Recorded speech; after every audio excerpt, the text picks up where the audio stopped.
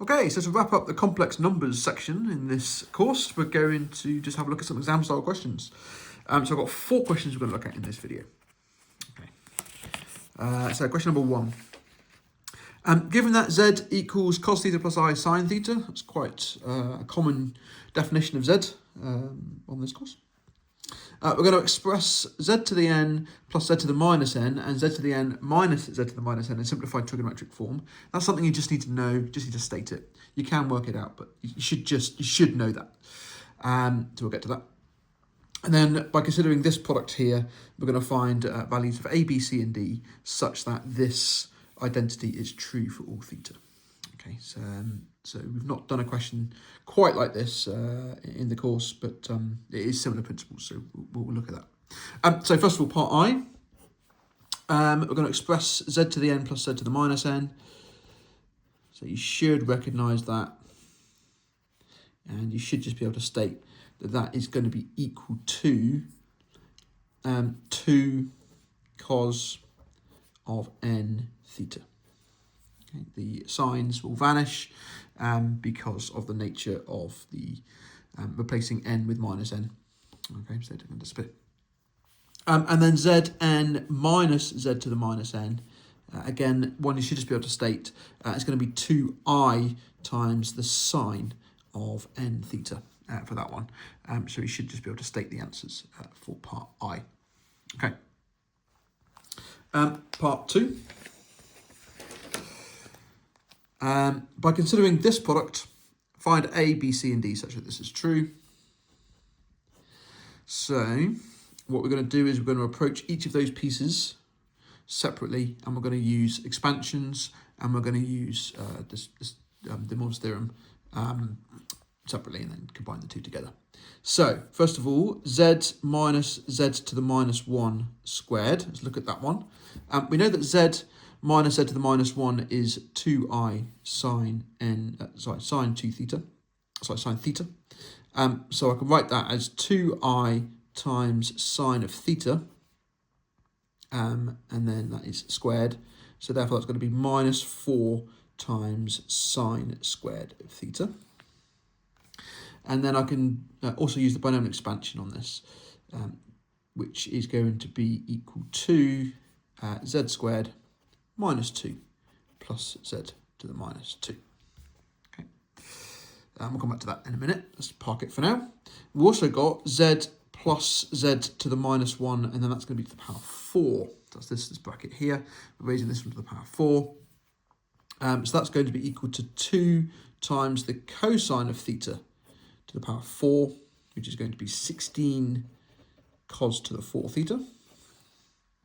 And then again, we can also use the binomial expansion on this. We're going to get z to the 4, all going to be pluses this time. So plus 4z squared plus 6 plus 4z to the minus 2 plus z to the minus 4. Okay. Now we can combine those two as a product. So z minus z to the minus 1 squared times z plus z to the minus 1 to the 4 is going to be equal to the product of these two trig functions. So that's going to be negative 64 times sine squared of theta times cos to the 4 of theta. And we can see now that this is beginning to look like the left-hand side, which has got an extra minus 64. But the sine squared cos to the 4 theta is ready to go. And then we also need to look at this from a binomial expansion point of view. So we've got z squared minus 2 plus z to the minus 2, and we're going to times in that by this thing here, which is z to the 4 plus 4z squared plus 6 plus 4z to the minus 2 plus z to the minus 4. Okay. Right, so let's expand that bracket. So we're going to get z to the 6 is going to be our highest power. Then we're going to get z to the 4. There's not going to be any z to the 5s because all the powers of z are even. So z to the 4, we're going to get a 4 from the z squared times a 4z squared. And we're going to get a minus 2 from the minus 2 times z to the 4. So that is overall plus 2z to the 4. The z squared term is going to be 6, subtract 8, is minus 2, plus 1 is minus 1. So it's going to be minus z squared. The constant term, we're going to get 4 minus 12 is negative 8, plus 4 is negative 4. That's the constant sitting in the middle. And then working the other way, we should expect to see some symmetry going on here. So we should see these numbers appear back the other way. But I'm going to still work them out just as a check. So z to the minus 2, we're going to get 6. Minus 8 is minus 2. And then we've got plus 1 is minus 1. Then z to the 4, sorry, minus 4 even. We're going to get 4 minus 2 is plus 2. And then finally, we've got a z to the minus 6, which is going to be z to the minus 2 times z to the minus 4. So we can see that these numbers are symmetric, and they will be for these types of questions, because we can now combine the z to the 6 plus the z to the minus 6 using stuff that we did up here in part I. Then we're going to get plus 2z to the 4 plus z to the minus 4. Then we've got minus z squared plus z to the minus 2. And then we've got our lonely little minus 4, which doesn't pair off. That thing there is 2 times the cosine of 6 theta. Well, that thing there is 2 times the cosine of 4 theta. And that thing there is 2 times the cosine of 2 theta. So we can combine all of that together, and we'll get 2 times the cosine of 6 theta plus 4 times the cosine of 4 theta minus 2 times the cosine of 2 theta, subtract 4. But that is, of course, this product, which is this thing. So we've got an extra minus 64 here. So we can conclude that sine squared of theta cos to the 4 of theta is going to be this thing divided by negative 64. Okay, we need to divide that by 64 to get this as the subject.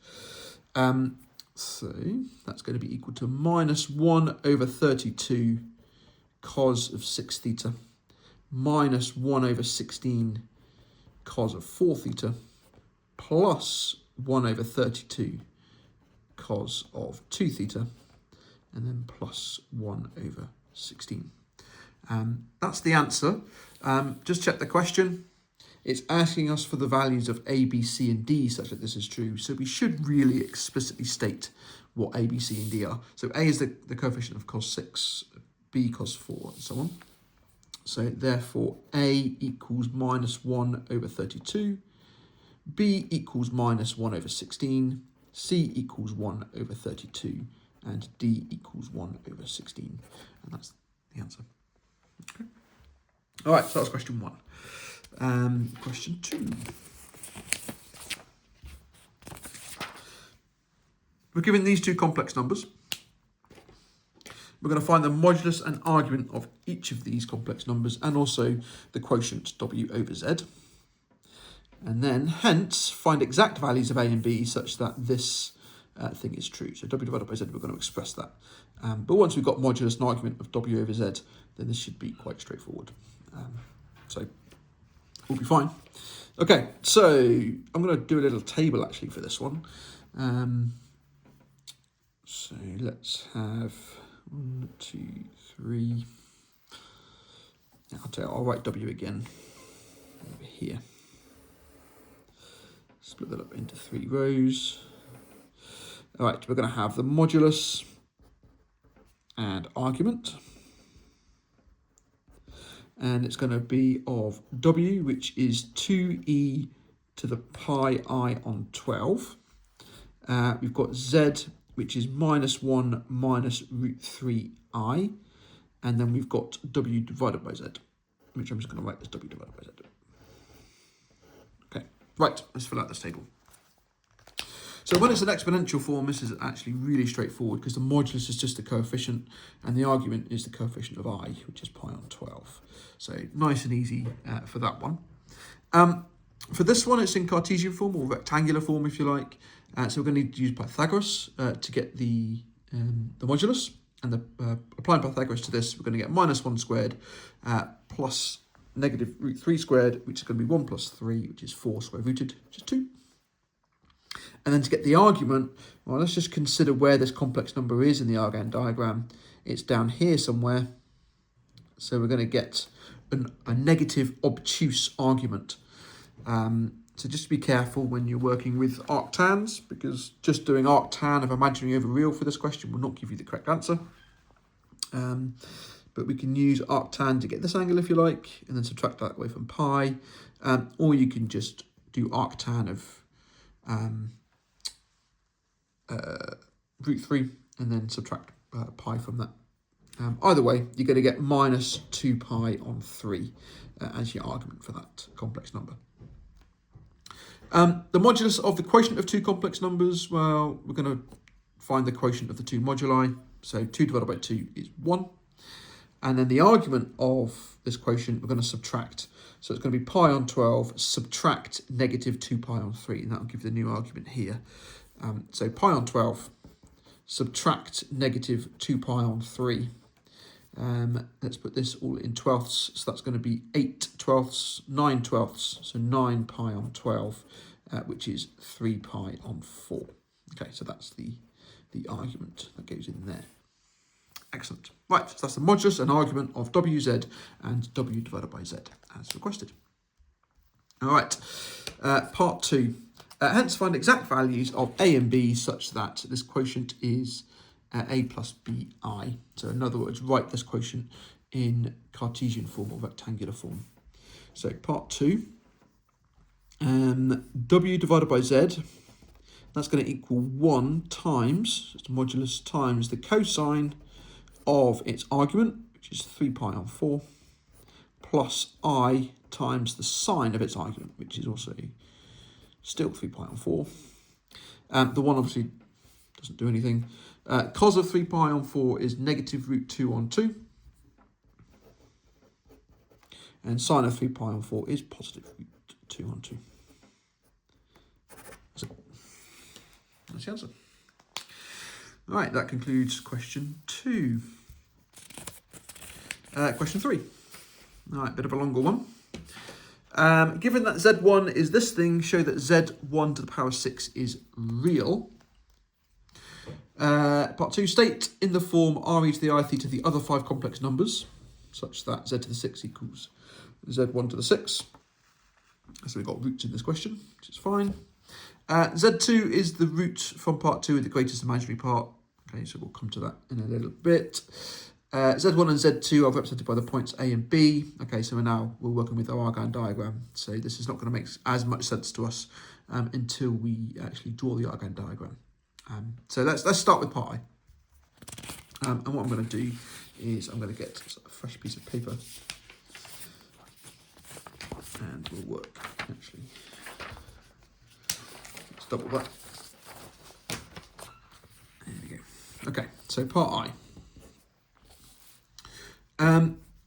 Right, given that Z1 is this thing, show that Z1 to the 6 is real. Well, the argument of Z1 equals pi on 6. We can see that in the trig definition. That implies that the argument of Z1 to the power 6 is going to be 6 times pi on 6, which is pi. Therefore, Z to the 6, sorry, Z1 to the 6 is real. In fact, it's real and negative because it's got a negative, it's got a pi argument. So yeah, Z1 to 6 is real. Perfect. All right, part 2. We're going to state in the form re to the I theta the other 5 complex numbers such that Z1 to the 6, sorry, Z to the 6 equals Z1 to the 6. Okay, so this is one root. So we should calculate Z1 to the 6 and actually work it out. So Z1 to the 6, we've got the argument of it, it's pi. The modulus of Z1 to the 6 is going to equal root 3 to the power 6, because root 3 is the modulus of Z1. That's going to be 3 cubed, which is 27. So therefore, z1 to the power 6 is negative 27. Okay, it's got a modulus of 27 and it's got an argument of pi. Therefore, z1 to the 6 is negative 27. And we want to state the other 5 roots in the form re to the I theta. So the 6 roots, so they're going to appear pi on 3 intervals around the number 0. So they are going to be root 3e to the pi on 6, which obviously you would have got that one. So plus pi on 3 is pi on 2 times I. Then we've got root 3e to the 5 pi on 6. Then we've got root 3e to the minus 5 pi on 6i. Then we've got root 3e to the minus pi on 2i. And then finally we've got root 3e to the minus pi on 6i. So these are forming 6 points around a regular hexagon in the Argand diagram. And in fact, the next part of the question is to sketch all these 6 complex numbers on an Argand diagram. So the sketch doesn't have to be perfectly accurate because it is a sketch, but having read parts of the question a little bit ago, we know we're going to be using this Argand diagram shortly, so we should try and be relatively accurate if we can. Try and do it nice and big.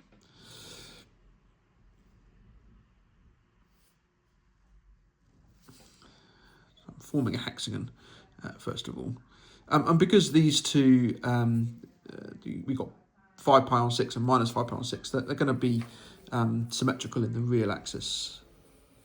And then we've also got minus pi on 2 and pi on 2, so they're going to sit on the imaginary axis. So we're going to get the Argand diagram looking something like that. And there's my imaginary part. These are going to form a regular hexagon, like so. And they are all a distance of root 3 from the number 0. And they are occurring at pi on 3 radians as you go around. Okay. So that's sketching all 6 complex numbers on the Argand diagram. Okay, part 3. Z2 is the root from part 2 with the greatest imaginary part. State Z2. Okay, so Z2 therefore is up here. That's the root with the largest imaginary part. Z1 was over here because that had the pi on 6 angle. So that's Z2.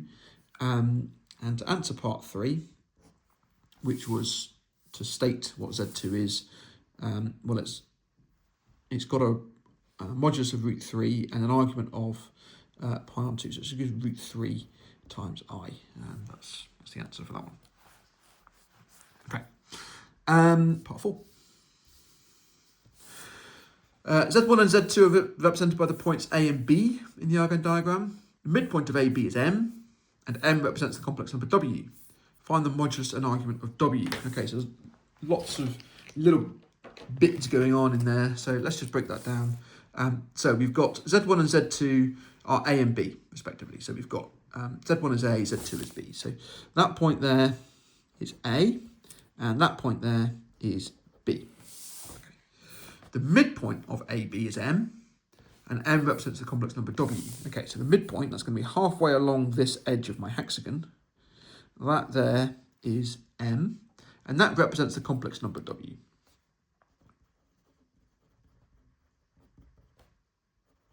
Okay. Find the modulus and argument of W. Okay, so a bit of a geometry problem now. I need to find that angle there, and I need to find that length there, which I'm going to call mod W. Okay, so those are the two things that part 4 is asking about.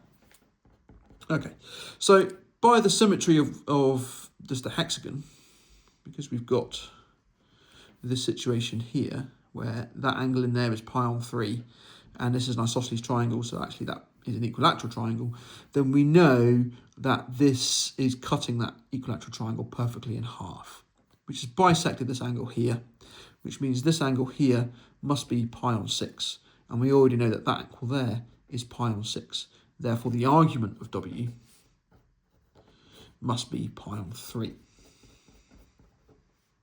Okay, Now the modulus of W, well, we can consider this right-angled triangle now.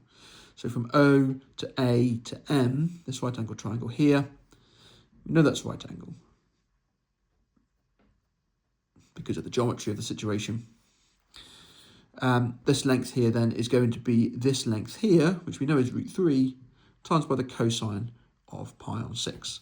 So the modulus of W is going to equal root 3, which is the modulus of Z1, that length there, multiplied by the cosine of pi on 6. Now, pi on 6 is root 3 on 2, so times that by root 3, we're going to get 3 on 2. So the modulus of modulus of W is 3 on 2, and the argument of W is pi on 3. And that's exactly what the question is asked for. Done.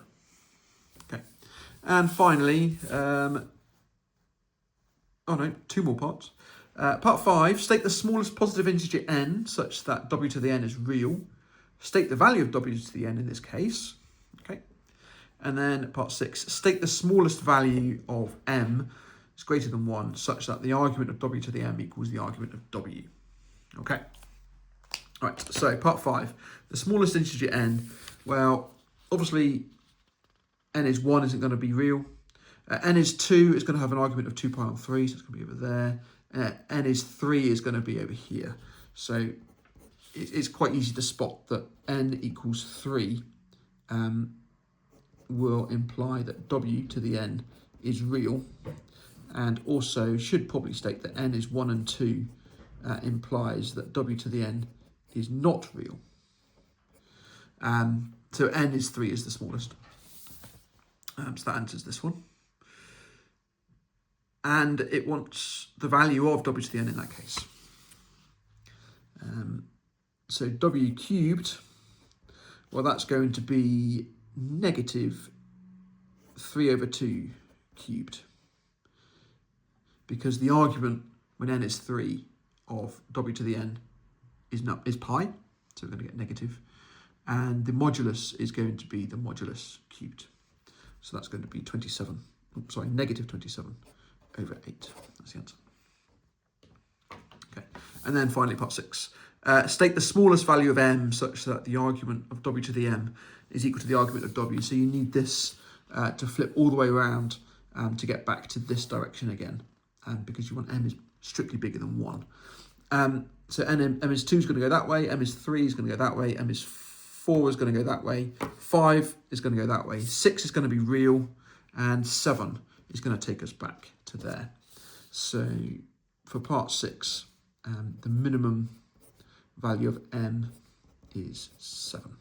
Okay, that's it. That'll be a little 1 marker at the end. Okay. Right, so that was question 3. And finally, question 4. We're going to find the exact roots of the equation z to the 4 equals negative 16, expressing them in the form re to the I theta, where this is standard. R is positive and theta is principal. The points representing the fourth roots of unity form a square. The points representing the roots of z to the 4 also form a square. State a sequence of 2 transformations which maps one square onto the other. Okay. And then finally, the 4 roots in part I are z1, z2, z3, z4, and verify that the sum of those is 0. Okay, brilliant. So part I, find the exact roots of this equation. So we've got modulus of z to the 4 is 16. So that implies the modulus of any fourth roots are going to be equal to the fourth roots of 16, which are 2. And the argument of z to the 4 is pi, because it's negative 16. So the argument of that is pi. So that implies the argument of the roots are going to be pi on 4, divided by 4. And then any multiples of 2 pi on n, or 2 pi on 4. So we're going to get 3 pi on 4 minus 3 pi on 4, and then minus pi on 4. And we want to express them in the form re to the I theta. So we actually have to then state the answers.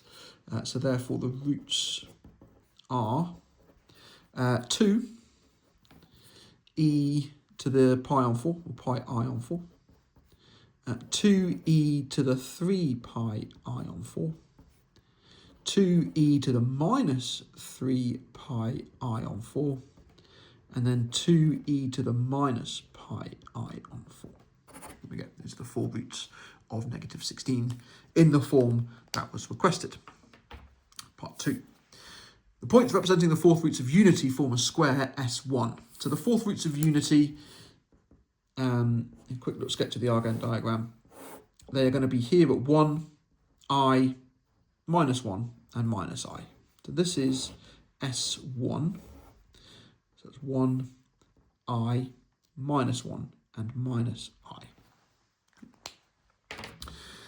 And then we've got the point representing the roots that we just found form a square S2. So these ones had arguments that were on the pi on 4s. So, and they've also got modulus of 2, so it's going to be further away. So it's going to be over there, over there, over there, and over there. Something like that.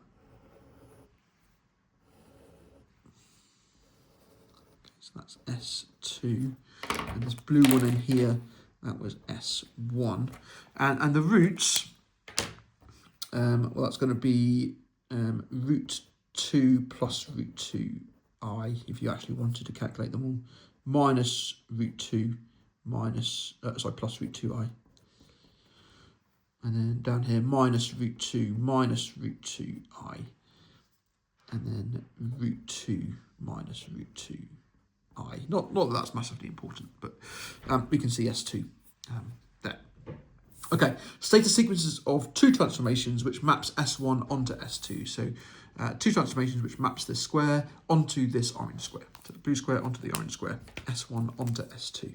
So we can see that these are offset by 45 degrees, or pi on 4 radians. So we are going to rotate S1 by pi over 4, let's say clockwise. Doesn't actually matter which way. You could do it clockwise or anti-clockwise, because it doesn't matter which point maps to which point. You just need these 4 points to map to these 4 points. So you could have rotated by 3 pi on 4 in either direction as well. That's going to put them in the right lines, but they're not going to be far away enough from 0. So then we need to enlarge by the scale factor. And this is a distance of 1. That's a distance of 2. So we need to enlarge by a scale factor of 2 centered at the number 0. Okay. And it doesn't actually matter which order you do those in, because they are orthogonal directions. The rotation acts in the azimuthal direction, which is a rotation around the number 0, and the enlargement acts in the radial direction, which is strictly out from the number 0. So those 2 directions are perpendicular to each other. So you can do those in either order. They don't affect each other. Right, that's that. And then part 3, the 4 roots in part I are Z1 to 4. By simplifying and then summing them, verify that the sum of these roots is 0. Well, fortunately, I've actually already calculated those 4 numbers. So part 3 now actually is a little bit easier than perhaps the question intended. We're going to do Z1, which is root 2 plus root 2i, plus Z2, which is minus root 2 plus root 2i, plus Z3, minus root 2 minus root 2i, plus Z4, which is root 2 minus root 2i. And then just show that question, so we should probably put a good level of detail in here. So I'm going to write that as root 2 minus root 2 minus root 2 plus root 2, just getting all the real parts together in the order that they're written, plus, then I've got root 2 plus root 2 minus root 2 minus root 2 times I, get the imaginary parts together, and that is 0 plus 0i, which is 0. Therefore, the sum of the roots is equal to 0, which we expected that by Vitae's formulae, because this equation here has a coefficient of z cubed of 0. So the sum of the roots is going to be 0 over 1, because it is just a polynomial equation at the end of the day. All right, that concludes complex numbers. If you have any questions, just drop them in the comments. I'll get back to you when I can. And thanks very much for watching.